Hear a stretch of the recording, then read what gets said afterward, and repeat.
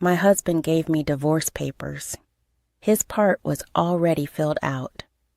If there's anything you don't like, feel free to give this out, okay? He smiled, a smile that seemed to say he couldn't possibly be wrong. Years later, I never would have imagined that the man I married, Tatum, after an office romance, would one day make me want to slap that smile off his face. I'm Sally, a working wife, married for 3 years now. We don't have kids yet.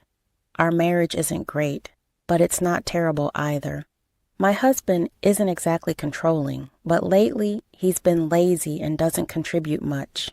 It's not unusual for both spouses to share chores, but my husband refuses to help out.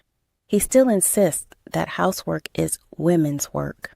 Maybe it's because he lived with his parents for so long, but I think it's mostly because of his influence from his family, especially his mother. When you marry someone, the type of mother-in-law you end up with can really shape your married life.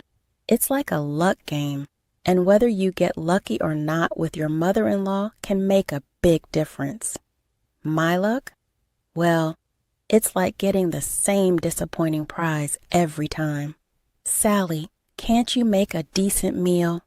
Another miss today, she would say. My meeting ran late and I got home late. So when I manage to leave on time, I do cook properly. What are you talking about? For a woman, taking care of the house is more important than work. It's common sense to have dinner ready when your husband gets home. I wish that kind of common sense had stayed in the 90s. Every day after work, my mother-in-law is somehow always there. My husband gave her a spare key without consulting me, so now she comes over every day. She's always there before I arrive, but I'm too afraid to ask how early she starts settling in. Then she spends her time finding faults around the house and bombards me with criticism and snide remarks as soon as I get home. Honestly, if Tatum keeps eating like this, it's going to ruin his health. That's why I cook when I can. Sigh, my poor son stuck with such a disappointing wife. It's frustrating. She just brushes off everything I say like she's not even listening, and calling him my poor boy is just weird. If it happened occasionally, it might be bearable, but her coming over every single day like this is incredibly stressful. What's worse is how my husband just laughs it off and doesn't intervene. If she's going to come over every day, the least she could do was pitch in with something. But no, she's quick to criticize and make sarcastic remarks, yet she never lifts a finger to help. Sometimes she even takes portions of the dinner I've prepared. I'm so tired. Well, I'll just take this takeaway then. Hold on. If you take that, we won't have anything for dinner. That's why I keep telling you to come home earlier and cook. But today I couldn't. Stop making excuses. Just hurry up and cook for my dear son. I'm taking this. Oh, and I'll grab the strawberries from the fridge too. Bye now. Wait, you can't just take our dinner without asking. Even after our dinner was taken, my husband didn't say a word. I'm really getting annoyed, giving him an angry look, but he just keeps grinning foolishly. It's so frustrating. Why aren't you saying anything when our dinner was taken? It's no big deal, just a little bit. It's not just a little. They took the whole thing. Then hurry up, huh? I'm really hungry. Hurry up and make dinner, will you? I was left speechless with anger and disbelief as my husband went to the living room and flopped down on the sofa. Oh, this is so infuriating. At least pay for the takeout. I was seething with anger, screaming in my mind. I'm fed up with my mother-in-law showing up unannounced every day. But on the rare day she doesn't come, I feel uneasy. Why is that? When I got home from work, my mother-in-law was unusually absent. My husband, who should have been home before me, was also missing. Even though it should have been peaceful, I felt a sense of unease. The reason became clear the moment I opened the fridge. It was gone. The steak I had saved for a special occasion, bought on payday, was missing from the freezer where I had stored it. There was only one possible explanation. I hurried out of the house, jumped on my bike, and pedaled as fast as I could while still being cautious. My destination was my in-laws' house, just a 7-minute bike ride away. Finally arriving there, breathless from covering the distance in 5 minutes, I wasted no time. I pushed open the unlocked front door of their house and called out, but got no response. Yet, I sent someone inside. Knowing my mother-in-law often enters our home unannounced, I went in without hesitation. What I saw inside was shocking. There it was, my steak, the package emptied and the remains lying on the table. Seeing it almost completely eaten, I couldn't help but scream. My in-laws and, strangely, my husband looked at me in surprise. "Sally, what are you doing here? Why did you barge in like this, Sally?" Ignoring their questions, I grabbed the tray that had held the steak and glared at them. This is the steak I bought. Right? Did you eat it without asking?" "Oh, that. It was delicious, thank you." My mother-in-law smiled cheerfully at me while my face burned with anger. "It's not about whether it was delicious. I bought that to share with my husband. Why did you eat it without asking?" "It's no big deal. Tatum had some too, but I didn't get to eat any." Serves you right for planning to eat it alone. Consider it a lesson for not buying enough for all of us. Learn from this." Why am I the one who has to learn alone? I looked at my husband, hoping for support, but he just grinned foolishly again. "And you, why didn't you stop them?" "Well, I did get to have some, so it's okay. If I didn't get more, there's no need to get so upset. We can just buy more." "That's not the point. It's useless." Nothing I say seems to get through to my husband. Just then, tears started welling up in my eyes, and I felt a gentle hand on my shoulder. I looked up to see it was my father-in-law. Always calm and quiet, I never understood what he was thinking, but I couldn't believe he joined in eating it. Or maybe he didn't know I had bought it. That's what I thought anyway. "Sally, next time get a bigger piece of meat so we can all enjoy it properly," my mother-in-law commented casually. "That's not the issue here at all. Do they have no sense of apology?" Their selfish actions drained me so much that I couldn't even find the energy to respond. "I'm leaving. Don't you dare come barging in here again." My mother-in-law's voice rang out as I turned to leave. My husband stayed behind, mindlessly drinking beer. At that moment, I felt utterly indifferent. A few days later, I realized I needed to have a serious talk with my husband. The conversation took a surprising turn. "What?" I blurted out involuntarily. While I was out working, I unexpectedly saw my husband. Seeing him wasn't unusual. He's in sales after all. However, it was strange because he had told me he was on a business trip in another state. Why? What's going on? To make matters worse, he was walking arm in arm with a woman I didn't know.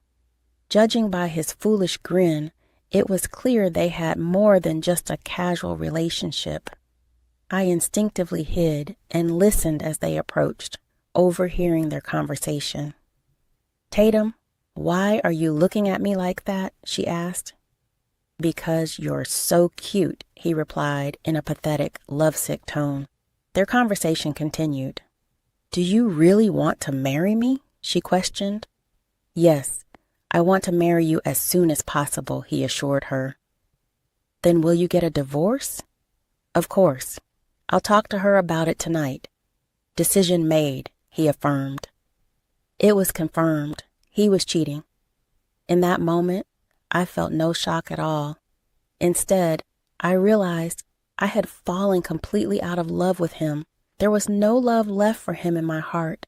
It was all gone. I'm done, I thought, feeling indifferent. I knew what I had to do. First, I needed to find a moving company. After discovering my husband's affair, I promptly moved out. 3 months later, I was busy moving once again. The movers delivered my belongings, but I had to unpack everything myself. The full-service option was too costly. As I opened the first box, the doorbell rang. As expected, there they were, my husband and the two of them without a word. I unlocked the door and let them in. They rang the bell again upon reaching my door, so I silently opened it. Immediately, they entered. "Hey, Sally, long time no see," my husband greeted me. "Wow, this place is really nice," remarked my father-in-law. "Sally, what were you thinking, running away and buying a condo without telling us?" my mother-in-law exclaimed. Yes, I had finally fulfilled my dream of buying a condo. The apartment I shared with my husband was old and worn out, and I had always hoped to move somewhere better. When I found a newly built condo that matched my dreams, I didn't hesitate to make the purchase. So when I informed my husband, he showed up uninvited with my in-laws in tow. It was exactly what I had anticipated. The three of them barged in without hesitation, but I quickly stood in front of them to block their path. "Stop right there. Only residents are allowed beyond this point." "What, Sally? What's gotten into you? That's harsh. They're my parents." My husband looked shocked. "Sorry, Tatum, but your parents are strangers to me." "Sally, how can you say that? Isn't family more important than anything?" "Other things matter more than that." "What a bad wife. Tatum, you should leave her." "Relax, Mom. But yeah, divorce might be an option. I'll ask for this condo as part of it. It's kind of small though, isn't it?" Ignoring me, my husband and his family looked around the inside of the condo near the entrance. "It would have been better if you got a 2-family house, Sally. You really don't think about others." "Exactly. She's completely thoughtless, don't you think?" "Yeah, I wanted my own room too, but that's tough with this place, isn't it?" They kept talking, not noticing my disapproving look. "Well, if we divorce, we can figure something out, right?" Just as my mother-in-law reached for the doorknob leading to the living room, I gently pushed her hand away. It didn't hurt, but she looked at me shocked. "Sally, how could you push my hand away like that? What's gotten into you?" "I'm just asking you to respect our privacy and not enter without permission. You're still strangers to me," I calmly explained, unafraid of her anger. My mother-in-law stared at me wide-eyed. "That's it. I've had enough. Fine. If that's how you feel, then we'll really become strangers. Tatum, divorce her immediately." My husband smirked oddly at his mother's sudden outburst, but I quickly spoke before he could respond. "Don't worry, there's no need for that," I assured them. My husband looked bewildered. "I don't know what you're misunderstanding, but I'm already single." "What? How could you do that without telling me?" my husband exclaimed in surprise. My mother-in-law joined in. "Did you really do that? You can't just do whatever you want." "Yeah, that's right. Filing for divorce without my consent is invalid. I'll take this to mediation," my father-in-law added, supporting my mother-in-law. But I had expected this. "Oh well, but Tatum was the one who prepared the divorce papers." "Huh? What are you talking about? I have no idea." "Oh, so you didn't prepare it? Remember when we first got married, you said, 'If there's something you don't like, feel free to bring it up without hesitation.'" "Oh yeah, now that you mention it. And that's when you finally remembered, right?" my husband yelled, looking distressed. I never thought I'd actually need it, but I'm glad I kept it since there was something I didn't like. Why did you handle it yourself? Who does that? Seriously, it's not valid. Mediation, no divorce. Well, fine. Let's settle this thoroughly before we talk about divorce, okay? It seemed like everything had been anticipated. I pulled out documents and photos from a large envelope I had placed by the entrance. Inside were photos of my husband with his mistress and evidence of his affair. What's this? Evidence of your affair, I replied calmly. My husband stammered. Did I? Well, you were the one who left home, so... No, the affair started long before that. I've heard a lot from this woman, your mistress, and I even have these photos.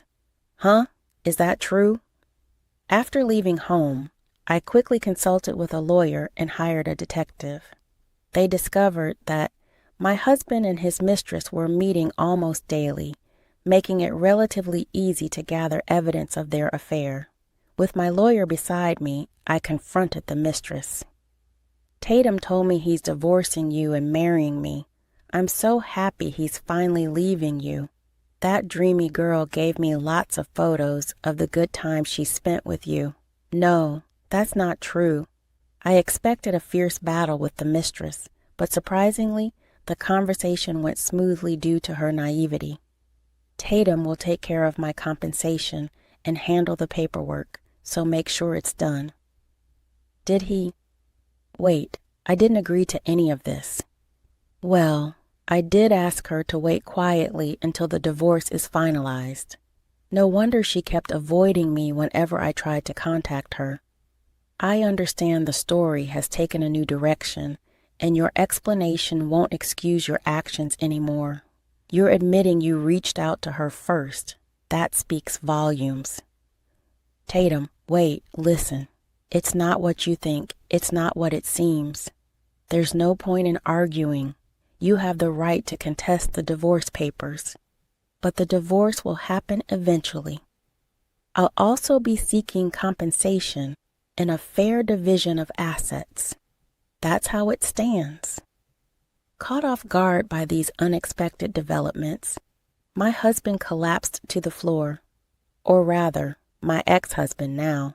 Considering how useless he's been as a husband, I don't expect much in terms of savings, compensation, or property division. But honestly, I'm not counting on any of that anyway. My main goal is to divorce him and break away from both him and my in-laws. That's all I hope to achieve. I have a job and income, so I'll manage. I still have savings after buying the condo. I'm not worried about my future. If I can just stand up for myself against my husband, that's enough for me. With these thoughts in mind, I looked down at my stunned husband. However, it was my mother-in-law who couldn't hold back. Wait a minute, Sally. What are you talking about? Your son cheated without our knowledge, didn't he? Well, even though our son cheated, it must have been your fault too, right? It's the wife's fault for getting cheated on. Oh, is that so? Well then, could you please leave now? This is exactly what I expected. I didn't think we'd have a reasonable conversation anyway. No matter what she says, she's just a stranger now, completely unknown to me. I decisively began to usher her out, but my mother-in-law resisted strongly against my efforts. Even if you're getting divorced, you need to hand over this condo for the property division. Why should I do that? We bought this with marital funds, right? Our son has a share too. They probably don't understand the whole situation, my mother-in-law said with a smug look. Well, if we had bought this condo with savings from our marriage, then that would be true. But unfortunately for her, that's not the case. I purchased this condo with money I had before we got married, so it's not marital property to divide. Really? Yes, that's right. Both my parents passed away shortly after I started working. That's why I had planned to care for my in-laws after marriage. but facing my mother-in-law's constant attacks and snide remarks every day shattered that resolve completely. Tatum never contributed financially to the household. Looking back now, was he spending it on his affair? Well, it doesn't matter. I've been covering almost all our living expenses, so there are no savings from our marriage. But compensation is different. Even if it's paid in installments, please ensure your son pays it promptly. I can't believe this, Sally. Can't you reconsider the divorce? I'll talk sternly to my son about it. Why should I? There's no benefit for me in that. But I promise to stop criticizing from now on. Well, it's too late for that now. But how about this? Let's have steak tonight. We'll treat ourselves to some high-quality meat. Do you have money for that? Well, do you have it? If you lend it to me, I'll go buy it. No way. There's no benefit for me. With a deep sigh, I calmly addressed the three pale-faced individuals. Please leave. Wait a moment. Let's talk. Please leave. Leave. Just buy the meat and go, I shouted with determination. In that instant, they all jumped up and hurriedly left. Ah, that's a relief. Afterward, my ex-husband accepted the divorce without further resistance, mentioning a lump sum compensation payment. If he didn't agree, he seemed to realize the seriousness of the situation. His mistress was furious upon learning he wouldn't cover her share of the compensation. Well, my ex-husband felt comfortable because I was covering our living expenses, but his salary wasn't high to begin with. In fact, it was even lower than mine. Someone like him couldn't afford to pay compensation even to his mistress. Even so, since she signed the documents, I'll make sure to collect the compensation I'm owed firmly and promptly. I was worried my ex might return, knowing the condo's location, but thankfully that concern was unnecessary. It seems she aged rapidly and lost energy due to the shock. My son, struggling on a pension, came back home in tears because he couldn't afford rent either.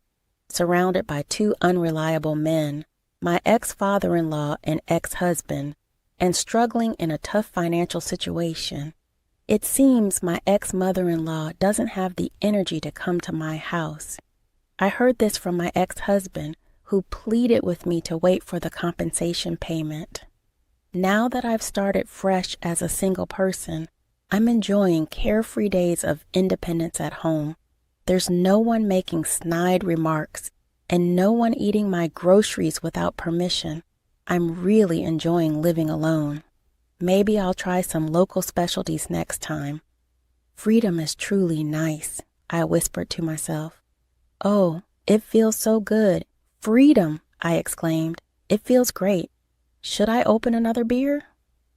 I laughed at the thought, reveling in the newfound peace and tranquility. Life finally was on my terms, and I intended to savor